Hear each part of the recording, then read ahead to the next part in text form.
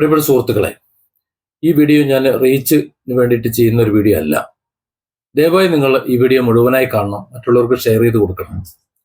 ഒരു നിവൃത്തിയുമില്ലാഞ്ഞിട്ട് വേണ്ട വേണ്ട എന്ന് വിചാരിച്ച് നമ്മളായിട്ട് തന്നെ ഒരു വിഷയം ഉണ്ടാക്കണ്ട, നമ്മൾ പറയുമ്പോൾ ഒരു പക്ഷെ തെറ്റിദ്ധരിക്കപ്പെടാം എന്ന് തോന്നിയിട്ട് എങ്ങനെയാണ് ജനം ഉൾക്കൊള്ളുക എന്ന് അറിയാത്തത് കൊണ്ട് പറയാതിരുന്നതാണ്. മാത്രമല്ല, ഇത് പറയാൻ നമ്മൾ അത്ര വലിയ വൈജ്ഞാനിക ബോധമുള്ള ആളൊന്നുമല്ല.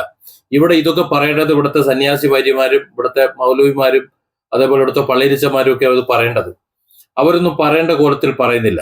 ഏതെങ്കിലും മതേതര വേദി എന്ന് പറയുന്ന കൊട്ടിഘോഷിക്കപ്പെടുന്ന ഏതെങ്കിലും വേദിയിൽ മൂന്നെണ്ണം കൂടെ കയറിയിരിക്കുമ്പോൾ എന്തെങ്കിലും പറയുമെന്നല്ലാതെ ഈ 3.5 കോടി ജനങ്ങൾ നമ്മൾ ജീവിക്കുന്ന ഈ സമൂഹത്തിൽ നമ്മൾ പരസ്പരം ഏകോദര സഹോദരങ്ങളെ പോലെ, അല്ലെങ്കിൽ ഒന്നുമില്ല എന്നുണ്ടെങ്കിൽ സുഹൃത്തുക്കളെ പോലെ, ഒന്നുമില്ല എന്നുണ്ടെങ്കിൽ പരസ്പരം ദ്രോഹിക്കാതെങ്കിലും ജീവിച്ചു പോകാനുള്ള ഒരു അന്തരീക്ഷം 3 പേരും ഉണ്ടാക്കാത്തത് കൊണ്ടാണ് ഇത്തരത്തിലൊരു വീഡിയോ പറയേണ്ടി വരുന്നത്.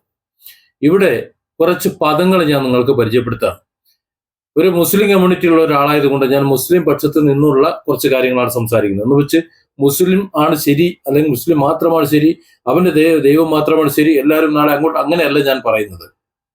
ഇവിടെ തെറ്റിദ്ധരിക്കപ്പെടുന്ന കുറച്ച് കാര്യങ്ങളുണ്ട്. അത് മാത്രമല്ല, ഈ മുസ്ലിം വിഭാഗത്തെ ഒരു മുസ്ലിം പേര് കാണുമ്പോഴത്തേക്ക് അവനെ അപമാനിച്ചുകൊണ്ട് തീവ്രവാദിയാണെന്ന് മുദ്രകുത്തുന്ന എന്താ പറയുക, കുറെ മാനസിക രോഗികളുടെ എണ്ണം കൂടി വരികയാണ് സോഷ്യൽ മീഡിയയിൽ. അപ്പോൾ അവരിങ്ങനെയൊക്കെ പറയുമ്പോൾ കൂടുതൽ എണ്ണം പെരുകി വരുമ്പോൾ ചില കാര്യങ്ങൾ നിങ്ങളെ ബോധ്യപ്പെടുത്തിയേ പറ്റൂ എന്നതുകൊണ്ട് മാത്രമാണ് ഞാൻ വീഡിയോ ചെയ്യുന്നത്. ഇങ്ങനെ പച്ചയ്ക്ക് പറയുന്നത് വളച്ചൊടിക്കേണ്ടെന്ന് വെച്ച് തന്നെയാണ്.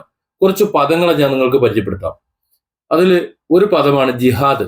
എന്താണ് ജിഹാദ് എന്ന് ഈ ജിഹാദിന്റെ പേരിൽ കൊല വിളിക്കുന്ന പലർക്കും അറിയില്ല.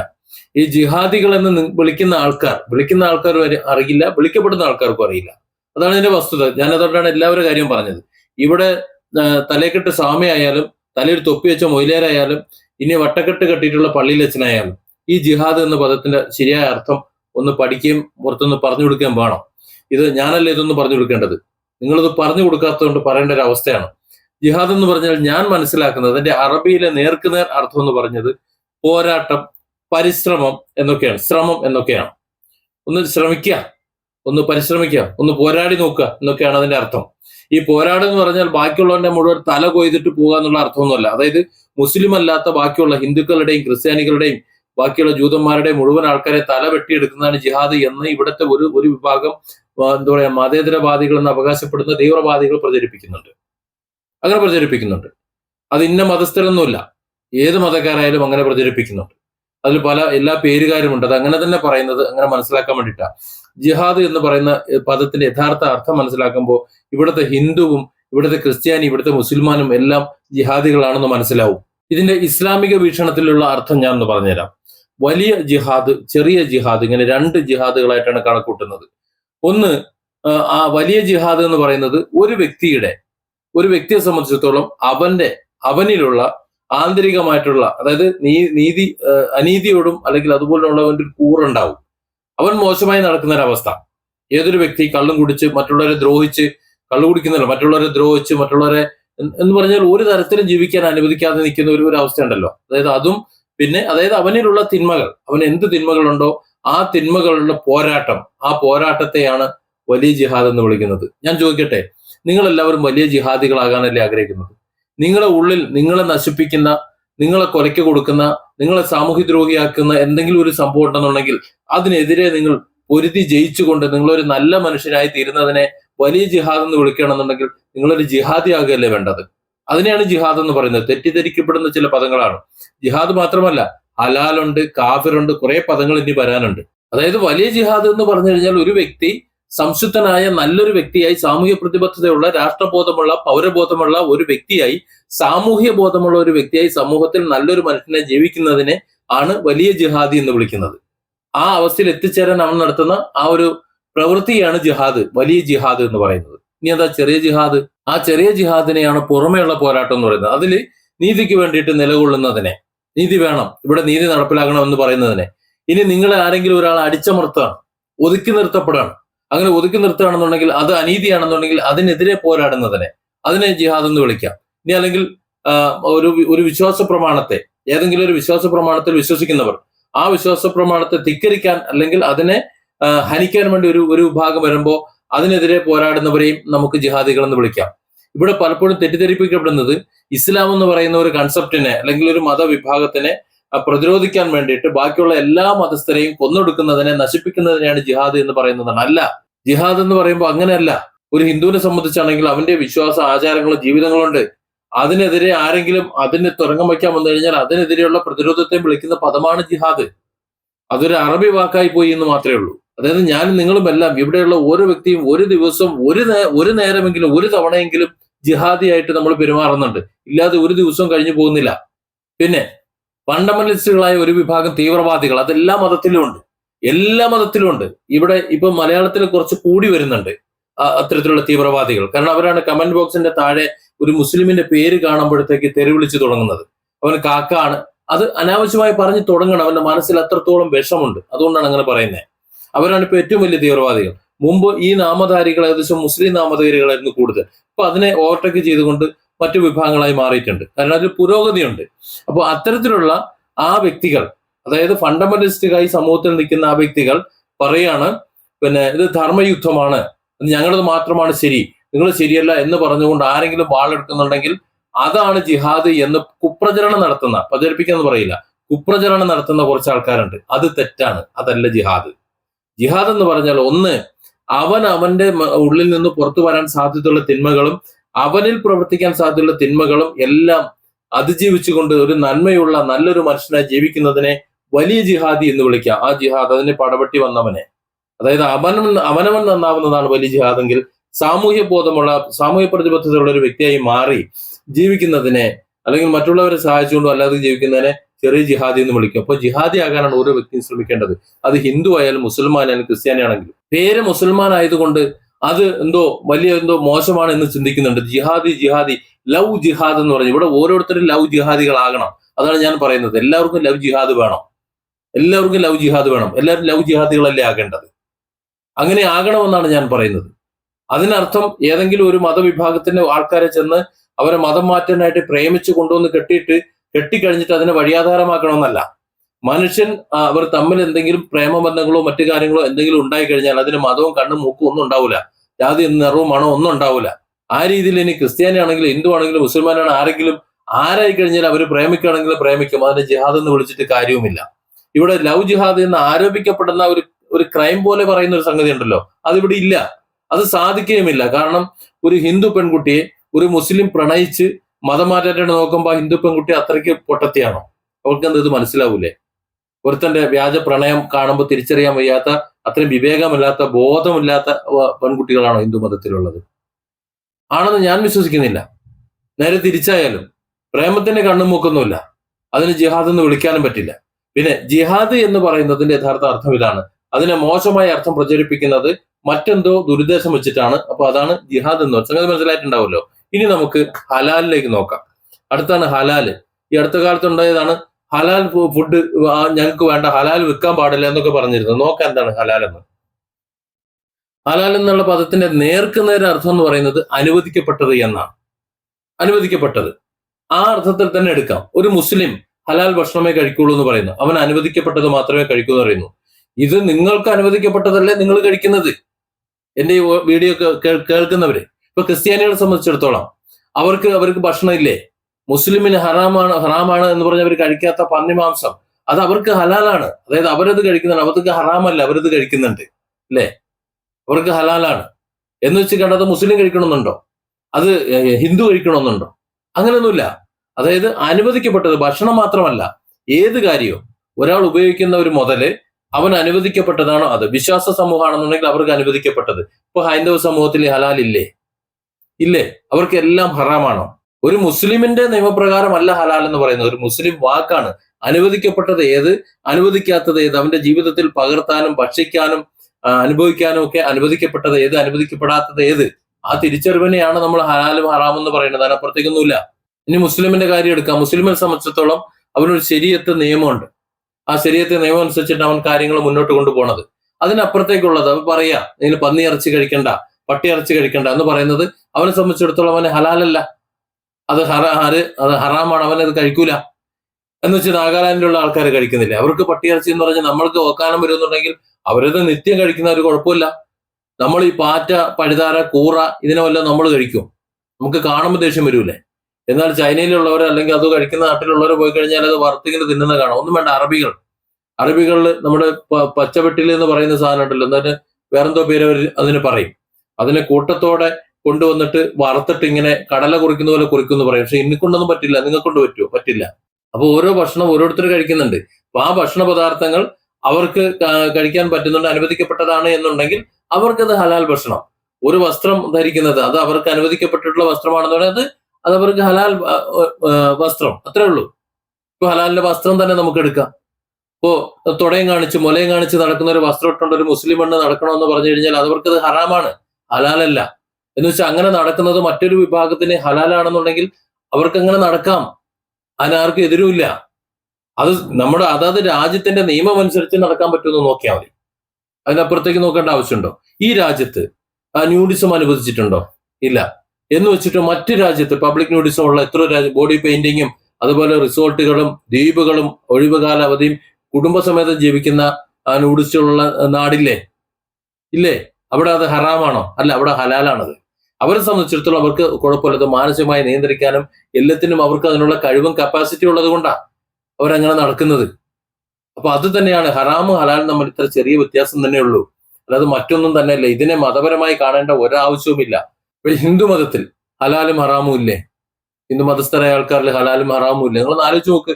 നിങ്ങൾക്ക് അനുവദിക്കപ്പെട്ടതും അനുവദിക്കപ്പെടാത്തതുമായ കാര്യങ്ങളില്ലേ? ഇല്ലേ? അനുവദിക്കപ്പെട്ടതിനെയാണ് ഹലാൽ എന്ന് പറയുന്നത്. അനുവദിക്കപ്പെടാത്തതിനെ, അതായത് ഉപയോഗിക്കാൻ പാടില്ലാത്തതിനെയാണ് നമ്മൾ ഹറാം എന്ന് വിളിക്കുന്നത്. ഇത്ര വ്യത്യാസമേ ഉള്ളൂ, വളരെ ചെറിയ വ്യത്യാസം. മുസ്ലിമിന്റെ കാര്യത്തിലാണെന്നുണ്ടെങ്കിൽ ഭക്ഷണത്തിൽ ഇസ്ലാമിക നിയമമുണ്ട്, അതേപോലെ മറ്റു കാര്യങ്ങളെല്ലാം ഉണ്ട്. അത് അവരെ സംബന്ധിച്ചിട്ടാണ്. ആ ഹലാല് മറ്റുള്ള സമൂഹത്തിന് ഒരു കാരണവശാലും ഹിന്ദുവിനോ ക്രിസ്ത്യാനിക്കോ സിഖിനോ മറ്റു മതസ്ഥർക്കോ ഒരു തരത്തിലും ബാധകവുമല്ല, അവരെ ബാധിക്കുന്ന ഒരു വിഷയമേ അല്ല. ഒരു മുസ്ലിമിനെ പോലെ ബാക്കിയുള്ളവർ ജീവിച്ചോളണം, ഒരു മുസ്ലിമിന്റെ അടിമയായിട്ട് ജീവിച്ചോളണം, അങ്ങനെ വല്ലതും ഉണ്ടോ? അങ്ങനെയുമില്ല. അവർ ജീവിക്കുമ്പോൾ അവർക്ക് അനുവദിക്കപ്പെട്ട രീതിയിൽ അവർ ജീവിക്കുക, മറ്റുള്ളവർ ജീവിക്കുമ്പോൾ അവർക്ക് അനുവദിക്കപ്പെട്ട രീതിയിൽ അവർ ജീവിക്കുക. അത് ആരാധനയായാലും ദൈവവിശ്വാസമായാലും എല്ലാം അത് തന്നെ. അതിനെയാണ് ലക്കും ദീനുക്കും വലിയ ദീൻ എന്ന് പറയുന്നത്. നിങ്ങൾക്ക് നിങ്ങളുടെ വിശ്വാസം, നിങ്ങളുടെ മതം, നിങ്ങളുടെ ആചാരം, നിങ്ങളുടെ രീതി, നമുക്ക് നമ്മുടേത്. ഇതിനെ രണ്ടിനെയും കൂടെ രണ്ടുപേരും പങ്കുപറ്റേണ്ട ആവശ്യമില്ല. ഇവിടെ ഒരു ഹിന്ദുവിന്റെ അവന്റെ വിശ്വാസ ആചാരങ്ങളെ ബഹുമാനിച്ച് ആദരിച്ച് അതിനെ സംരക്ഷിച്ച് കൊണ്ടു നടക്കേണ്ട ഉത്തരവാദിത്വം ഇവിടുത്തെ ക്രിസ്ത്യാനിക്കും മുസൽമാനും ഉണ്ട്. അത് നേരെ തിരിച്ച് ഒരു ക്രിസ്ത്യാനിയെ സംബന്ധിച്ചിടത്തോളം അവന്റെ ആരാധനാലയം, അവന്റെ വിശ്വാസം, അവന്റെ ആചാരം അതിനെ സംരക്ഷിക്കേണ്ട ഉത്തരവാദിത്വം ഇവിടെ ഹിന്ദുവിനും ഇവിടുത്തെ മുസൽമാനും ഉണ്ട്. അതുപോലെ ഒരു മുസൽമാനെ സംബന്ധിച്ചിടത്തോളം അവന്റെ വിശ്വാസ ആചാരങ്ങളെ വകവെച്ചു കൊടുക്കേണ്ട ഉത്തരവാദിത്വം മറ്റു രണ്ടു കൂട്ടർക്കും ഉണ്ട്. പക്ഷെ ഇവിടെ നമ്മൾ കാണുന്നത് ബാക്കി രണ്ടു കൂട്ടരും ചേർന്നിട്ട് ഒരു അഹമ്മദെന്നോ മുഹമ്മദെന്നോ കേൾക്കുമ്പോൾ അവന്റെ നെഞ്ചത്തേക്ക് കയറുന്നതാണ്. ഒരു മുസ്ലിം പെണ്ണ് ഒരു തട്ട ഉടമ്പടത്തേക്ക് അതിന്റെ തലയിൽ കയറുന്നതാണ്. ഇപ്പൊ അത് കൂടി വരികയാണ്. അതുകൊണ്ടാണ് പറയുന്നത്. ഈ അടുത്ത കാലത്താണ് അത് കൂടി വന്നത്. ഇതിനു മുമ്പ് ആ പ്രശ്നമൊന്നും ഇല്ലായിരുന്നു. കുറെ കാലം മുമ്പ് ഇത് എല്ലാം ഈ RSSന്റെ തലയിലായിരുന്നല്ല എല്ലാവരും കൂടെ വന്ന് കയറിയിരുന്നത്. അല്ല, ഹിന്ദുക്കളും ക്രിസ്ത്യാനികളും മുസ്ലിങ്ങളും ഉണ്ടായിരുന്നു RSSന്റെ തലയിൽ കയറാൻ. ഇപ്പൊ RSSനെ മാറ്റി വെച്ചു. മതമല്ല ഞാൻ പറയുന്നത്, ഒരു എക്സാമ്പിൾ പറഞ്ഞതേ ഉള്ളൂ. RSS ഒരു മതമല്ലല്ലോ. ഇപ്പൊ അത് വിട്ടിട്ട് മുഴുവൻ ആൾക്കാരും, ഒട്ടുമുക്കാൽ ആൾക്കാരും എല്ലാവരും കൂടെ ചേർന്നിട്ട് ഇപ്പൊ നേരെ ഒരു മുസ്ലിമിന്റെ ഒരു മുസ്ലിം പെൺകുട്ടിയുടെ തട്ടത്തിന്റെ മേലും അതുപോലെ അവന്റെ തൊപ്പിന്റെ മേലും അവന്റെ പേരിന്റെ മേലും കുതിര കയറിക്കൊണ്ടിരിക്കുകയാണ്. അതൊന്നും ശരിയല്ല. അതൊക്കെ മറ്റു മതസ്ഥർക്ക് ഹറാമാണ്. അതൊരു ഹിന്ദുവിന് ഹറാമാണ്, ഒരു ക്രിസ്ത്യാനിക്ക് ഹറാമാണ്. അപ്പൊ നിങ്ങൾ നിങ്ങളുടെ ഹലാലും ഹറാമും അനുസരിച്ച് ജീവിച്ചാൽ മതി. ഓരോരുത്തർക്കും അവരുടെ മതത്തിൽ ഹറാമും ഹലാലും ഉണ്ട്, അനുവദിക്കപ്പെട്ടതും അനുവദിക്കപ്പെടാത്തതും ഉണ്ട്, അവരുടെ ജീവിതത്തിൽ പ്രാവർത്തികമാക്കേണ്ടതും പ്രാവർത്തികമാക്കേണ്ടാത്തതും ഉണ്ട്. അതനുസരിച്ച് അവർ ജീവിച്ചാൽ മതി. തീർന്നല്ലോ, പ്രശ്നം തീർന്നില്ലേ? ഇപ്പൊ ഹലാൽ എന്ന് പറഞ്ഞാൽ അത്രേ ഉള്ളൂ, അനുവദിക്കപ്പെട്ടത്. നിങ്ങൾക്ക് അത് അനുവദിക്കപ്പെട്ടതാണെങ്കിൽ നിങ്ങളത് കഴിച്ചോളി. ഇനി കാഫിറിന്റെ കാര്യം നോക്കുകയാണെന്നുണ്ടെങ്കിൽ നേർക്കുന്നതിന് അർത്ഥം മറച്ചു വെക്കുന്നവൻ, മറയ്ക്കുന്നവൻ, മൂടുന്നവൻ എന്നൊക്കെയാണ് എന്റെ അർത്ഥം. കാഫിർ മറച്ചു വെക്കുന്നവൻ. ആ അർത്ഥത്തിൽ നോക്കുകയാണെന്നുണ്ടെങ്കിൽ ഇവിടുത്തെ ഹിന്ദുക്കളെയോ അല്ലെങ്കിൽ ക്രിസ്ത്യാനികളെയോ ഒരു മുസ്ലിം കാഫിർ എന്ന് വിളിക്കേണ്ടതില്ല, വിളിച്ചാലിട്ട് ശരിയാവുകയുമില്ല. ഒരു ഹിന്ദു ഒരു മുസ്ലിമിനെയും ഒരു ക്രിസ്ത്യാനിയും കാഫിർ എന്ന് വിളിക്കാൻ പറ്റില്ല. കാരണം അവരവരുടെ വിശ്വാസാചാരങ്ങളെ ദൈവത്തിൽ നിന്ന് വെച്ച് നോക്കുകയാണെന്നുണ്ടെങ്കിൽ അവരവരുടെ വിശ്വാസാചാരങ്ങളെ സംരക്ഷിച്ച് അതിൽ വിശ്വസിച്ച് ജീവിച്ചു പോകുന്നവരാണ്. അങ്ങനെ പോകുന്നവർ മറ്റുള്ളവരെ നോക്കേണ്ട ആവശ്യമേ ഇല്ല. അതുകൊണ്ട് തന്നെ കാഫിർ എന്നൊരു പ്രയോഗത്തിന് യാതൊരു വാല്യൂവില്ല. പിന്നെ എന്തുകൊണ്ട് ഇവിടെ പ്രയോഗിക്കുന്നു വെച്ചാൽ ഇവിടുത്തെ ഒരു മുസ്ലിം അവൻ കാഫിറാണെന്ന് പറയുന്നുണ്ടെങ്കിൽ അവൻ വിവരം കെട്ടവനാണ്, അതേ പറയാനുള്ളൂ. മറ്റു വ്യക്തികൾ, ഇപ്പോ ഹിന്ദുക്കൾ മുഴുവൻ കാഫിറാണ്, അവിടുത്തെ ക്രിസ്ത്യാനികൾ മുഴുവൻ കാഫിറാണ് എന്ന് ഏതെങ്കിലും ഒരു മുസ്ലിം പറയുന്നുണ്ടെങ്കിൽ അവർക്ക് വിവരമില്ല എന്നേ പറയാൻ പറ്റൂ. ഈ പറയുന്നവന്, കാഫിർ എന്ന് വിളിക്കുന്നവന് വിവരമില്ല. കാരണം അവർക്ക് എങ്ങനെയാണ് കാഫിറാകുന്നത്? ഈ ഒരു മുസ്ലിമിനെ സംബന്ധിച്ചിടത്തോളം ആ മുസ്ലിമിന്റെ ദൈവം, അവൻ അള്ളാഹ് എന്ന് വിളിക്കുന്ന ജഗന്നിന്ദാവായ ദൈവത്തിന് ആരാധിച്ചുകൊണ്ട് അതിന്റെ ചിട്ടവട്ടങ്ങൾ അനുസരിച്ച് ജീവിച്ചുകൊണ്ട് ആ നിയമം അനുസരിച്ചിട്ട് അവൻ ജീവിക്കുന്നു. അതിനെയാണ് അവന്റെ വിശ്വാസം എന്ന് പറയുന്നത്. നേരെ മറിച്ച് അപ്പുറത്ത് ഹിന്ദു എന്ന് പറഞ്ഞ ഒരുത്തൻ, അവൻ പരബ്രഹ്മമായിക്കോട്ടെ എന്തോ ആയിക്കോട്ടെ, അവൻ ജഗദീശ്വരൻ വിശ്വസിച്ചുകൊണ്ട് അവന്റെ ആചാര അനുഷ്ഠാനങ്ങളെല്ലാം പാലിച്ചുകൊണ്ട് വിശ്വസിച്ചുകൊണ്ട് അവൻ ജീവിച്ചു പോകുന്നു. അവനെ സംബന്ധിച്ചിടത്തോളം അവൻ എങ്ങനെയാണ് കാഫിറാകുന്നത്? അവൻ വിശ്വാസിയാണ്. അത് തന്നെയല്ലേ ഇവിടുത്തെ ക്രിസ്ത്യാനിയെ സംബന്ധിച്ചിട്ടും പറയാനുള്ളത്. ക്രിസ്ത്യാനി അവന്റെ ദൈവവിശ്വാസം അനുസരിച്ചിട്ട് അവൻ ജീവിക്കുന്നു, അവന്റെ വിശ്വാസ ഗ്രന്ഥത്തെ അവൻ പിൻപറ്റുന്നു, അവന്റെ പ്രവാചകന്മാരെ അവൻ അനുസരിക്കുന്നു. അവർക്ക് കുറെ ചിട്ടകളുണ്ട്, ആ ചിട്ടകളും കാര്യങ്ങളും അനുസരിച്ച് അവർ ജീവിക്കുന്നു. അപ്പോ അവരെങ്ങനെയാണ് ഹറാമികളാകുന്നത്, അല്ലെങ്കിൽ അവരെങ്ങനെയാണ് കാഫിറുകളാകുന്നത്? എങ്ങനെയാണ് അതാകുന്നത്? എങ്ങനെയാണ് അത് ശരിയാവുക? അപ്പൊ കാഫിർ എന്നുള്ള പ്രയോഗം തന്നെ തെറ്റാണ്. ആർക്കും കാഫിറല്ല. പിന്നെ നമ്മൾ പറയാം, നമ്മളെപ്പോലെ അല്ല നിങ്ങൾ വിശ്വസിക്കുന്നത്, അപ്പൊ ഞങ്ങൾക്ക് നിങ്ങൾ കാഫിർ, നിങ്ങൾക്ക് ഞങ്ങൾ കാഫിർ എന്ന് വേണമെങ്കിൽ സാധാരണഗതിയിൽ പറഞ്ഞു പോകാം. പക്ഷെ ആ പ്രയോഗം പോലും അനാവശ്യമാണ് എന്നുള്ളതാണ് വസ്തുത. കാരണം നാനാത്വത്തിൽ ഏകത്വമാണ് നമ്മുടെ ഈ ഒരു രീതി എന്ന് പറയുന്നത് പോലെ നൂറുകണക്കിന് മതങ്ങളുള്ള നമ്മുടെ ഈ നാട്ടിൽ, ലോകത്ത്, നമ്മുടെ ഇന്ത്യയിൽ തന്നെ എത്ര മതങ്ങളുണ്ടെന്ന് നമുക്കറിയാമല്ലോ. ഈ മതത്തിൽ ഏതെങ്കിലും ഒന്ന് മാത്രമാണ് നല്ലത്, ബാക്കിയുള്ളത് മുഴുവൻ കാഫിർ എന്ന് ഏതെങ്കിലും ഒരുത്തം പറയണമെന്നുണ്ടെങ്കിൽ അവന് ഭ്രാന്താണെന്നേ പറയാൻ പറ്റുള്ളൂ. അത് മുസ്ലിം തന്നെ ആകണമെന്നൊന്നുമില്ല. അതുകൊണ്ട് കാഫിർ എന്ന് പറഞ്ഞു കഴിഞ്ഞാൽ അത് ആ ഒരു പദത്തിന് മുസ്ലിമിന് മാത്രം പെരടി കെട്ടിച്ചു കൊടുക്കണ്ട. മുസ്ലിം അവന്റെ വാക്കുകൾ കൂടുതൽ ഉപയോഗിക്കുന്നത് അറബി പദങ്ങളാണ് എന്നേ ഉള്ളൂ. അത്ര തന്നെ ഉള്ളൂ. കാരണം അത് അവിടെ നിന്നാണല്ലോ ഇങ്ങോട്ട് വന്നത്. അതുകൊണ്ടാണ് ആ പദങ്ങൾ ഇവിടെ കൂടുതൽ വന്നത്. മറ്റു പല ദേശത്തും വന്നിരുന്നുണ്ടെങ്കിൽ ഒരു ഷാദായി മാറിയനെ. അതിനെ ഒരു വലിയ ഒരു കാഫിർ വിവാദം ഉണ്ടായിക്കൊണ്ട് വരേണ്ടെന്നും ആവശ്യമൊന്നുമില്ല. അപ്പൊ ഇവിടെ ഒരു ഹലാൽ വിവാദവും കാഫിർ വിവാദവും പിന്നെന്താണ്, പിന്നെ ജിഹാദും ഒക്കെ കൊണ്ടുവരുന്നതെന്ന് പറഞ്ഞാൽ ഈ സമൂഹത്തിൽ സ്പർദ്ധ ഉണ്ടാക്കാനും തമ്മിൽ അടി കൂടിക്കാനും വേണ്ടിയിട്ടാണ്, അല്ലാതെ വേറെ പ്രത്യേകിച്ച് ഉദ്ദേശമൊന്നുമില്ല. പിന്നെ മുസ്ലിമിന്റെ ഒരു വിഭാഗത്തിന്റെ നെഞ്ചത്ത് കയറി കഴിഞ്ഞാൽ ഇവിടെ അതാണ് ഇപ്പോഴത്തെ ഫാഷൻ എന്ന് തോന്നുന്ന ഒരു രീതിയുള്ളത് കണ്ടു. ഒരു പേര് കണ്ടു കഴിഞ്ഞാൽ, ഒരു ചിത്രം കണ്ടു കഴിഞ്ഞാൽ ഉടനെ തോളത്ത് കയറുന്നത്. കാഫിർ എന്ന് പറഞ്ഞാൽ ഇത്ര മലമറിക്കുന്ന ഒരു സംഭവമല്ല. ആ പദത്തിനെ നിസ്സാരമായി കാണേണ്ട ഒരു സംഗതി മാത്രമാണ്, ഒരു വാക്ക് മാത്രമാണ് എന്ന് ചിന്തിച്ചാൽ മതി. അതൊരു നിന്ദ്യമായ വാക്കായിട്ട് കാണേണ്ട ആവശ്യവുമില്ല. ആരെയും കാഫിറാക്കേണ്ട ഒരു ആവശ്യവുമില്ല. ഇനി നമ്മൾ മാത്രം സ്വർഗത്തിൽ, നിങ്ങളെല്ലാം കാഫിറുകൾ, നിങ്ങളെല്ലാവരും നരകത്തിൽ നിന്ന് ആരെങ്കിലും പറയുന്നുണ്ടെങ്കിൽ അവൻ വിവരം കെട്ടവനാണെന്ന് തന്നെ നിങ്ങൾ വിചാരിച്ചോളൂ. ഇനി അതിനെ മതത്തിലേക്ക് കൊണ്ടുവരാണെങ്കിൽ സത്യത്തെ നിഷേധിക്കുന്നവനാണ് കാഫിർ, അല്ലെങ്കിൽ സത്യത്തെ വിശ്വസിക്കാത്തവൻ കാഫിർ. അതുപോലെ ഇസ്ലാമിക വിശ്വാസപ്രകാരം ദൈവത്തിന്റെ, അതായത് അള്ളാഹുവിന്റെ സത്യവും സന്ദേശവും മനസ്സിലാക്കിയിട്ടും മനഃപൂർവ്വം ഒന്ന് നിഷേധിക്കുകയോ മറച്ചു വയ്ക്കുന്ന വ്യക്തി കാഫിർ. ഇത് എങ്ങനെയാണ് ഒരു ഹിന്ദുവിലും ഒരു ക്രിസ്ത്യാനിയിലും ആപ്ലിക്കബിൾ ആകുന്നത്? ഇത് വെച്ചുകൊണ്ടാണ് ഈ കാഫിർ എന്ന് പറയുന്ന ഹിന്ദുവിനെയും ക്രിസ്ത്യാനികളെ പെരടിക്കൊക്കെ ചെന്ന് കയറുന്നത്. ഒരു വിഭാഗം ആൾക്കാർ, എല്ലാവരും ഞാൻ പറയില്ല, ഒരു വിഭാഗം. ഞാൻ ചോദിച്ചോട്ടെ, ഇവിടുത്തെ ഹിന്ദുക്കൾ സർവശക്തനായ ജഗന്നീന്താവായ ജഗദീശ്വരൻ വിശ്വസിക്കുന്ന ആളല്ലേ? ജഗത് ഈശ്വരൻ, ഈ പ്രപഞ്ചത്തിന്റെ മുഴുവൻ സൃഷ്ടികർത്താവ്, സ്ഥിതി സംരക്ഷകനായിട്ടുള്ള ആ ജഗന്നീന്താവായ ദൈവത്തെ അല്ല ആരാധിക്കുന്നത്. ആ ദൈവത്തെ അറബിയിൽ വിളിക്കുന്ന പേരല്ലേ അല്ലാഹ്. ഇത്രയുള്ള വ്യത്യാസം. അപ്പോ ഈ പരസ്പരം കാഫിർ എന്ന് വിളിക്കേണ്ട വല്ല ആവശ്യമുണ്ടോ? ക്രിസ്ത്യാനി ആയാലും ഹിന്ദു ആയാലും മുസ്ലിം ആയാലും ഇല്ല. ഈ സത്യം മനസ്സിലാക്കാതാണ് ഇവിടെ പരസ്പരം കിടന്ന് അടികൂടുന്നത്. അപ്പൊ അതും കൂടെ മനസ്സിലാക്കിയാൽ ഈ കാഫിറിന്റെ ഒരു വാല്യൂ ഇല്ലാതായിക്കോളും.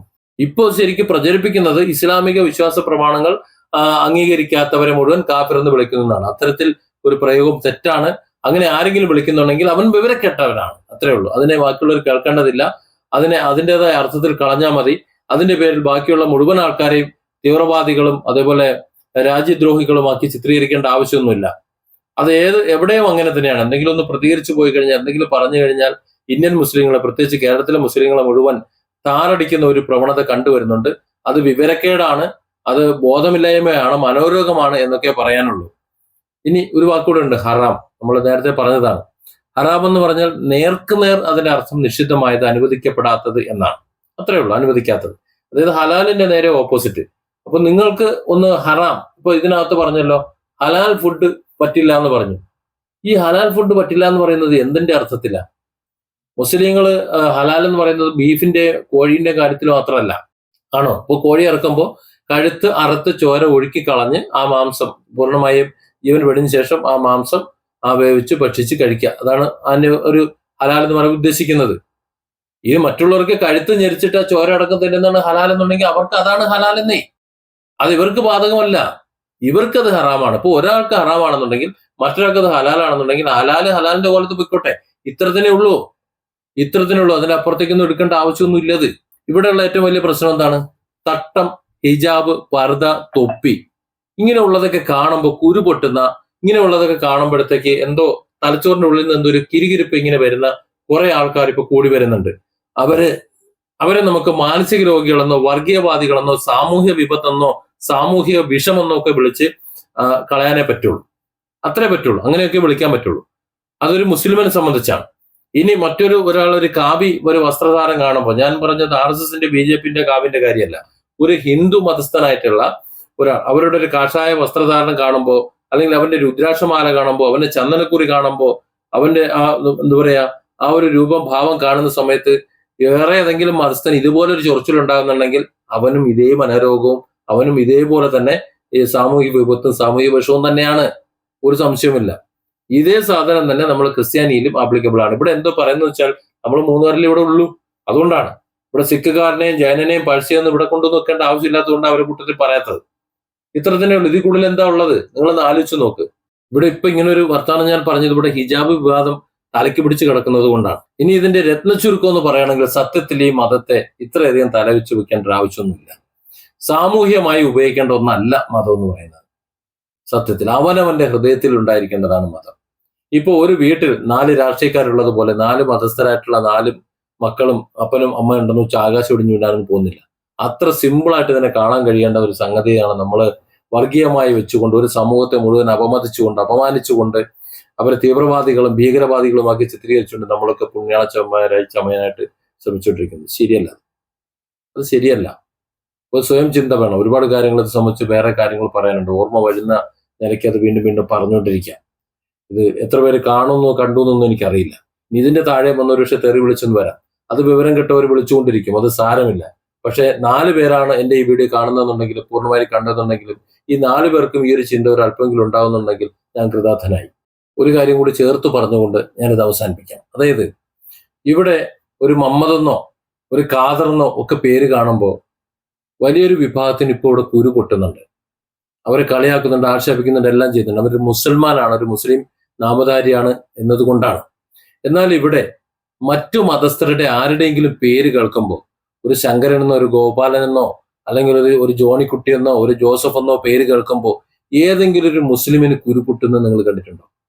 അവനെ ജിഹാദി എന്നോ അവനെ കാഫിർ എന്നോ അവനെ വർഗീയവാദി എന്നോ മറ്റെന്തെങ്കിലും പറഞ്ഞ് ആക്ഷേപിക്കുന്നത് ഏതെങ്കിലും ഒരു മുസ്ലിം അത്തരത്തിൽ ആക്ഷേപിക്കുന്നത് നിങ്ങൾ കണ്ടിട്ടുണ്ടോ? എത്ര എണ്ണം കണ്ടിട്ടുണ്ട്? സോഷ്യൽ മീഡിയ പേജുകളുടെ പോസ്റ്റുകളുടെ വീഡിയോകളുടെ താഴെയുള്ള കമന്റുകൾ പരിശോധിച്ചാൽ നിങ്ങൾക്ക് അതിന് ഉത്തരം കിട്ടും. സ്വയം ആലോചിക്കുക, നമ്മളൊക്കെ ആരാണ്, നമ്മളൊക്കെ എന്താണെന്നുള്ളത്. ഒന്ന് ശ്വാസം നിലച്ചാൽ തീരുന്നതേ ഉള്ളൂ നമ്മുടെയൊക്കെ അഹങ്കാരമല്ല. ആ ഒരു ചിന്തയുണ്ടെങ്കിൽ എല്ലാത്തിനും പരിഹാരമായി. Different angles. Don't forget to subscribe and support this channel.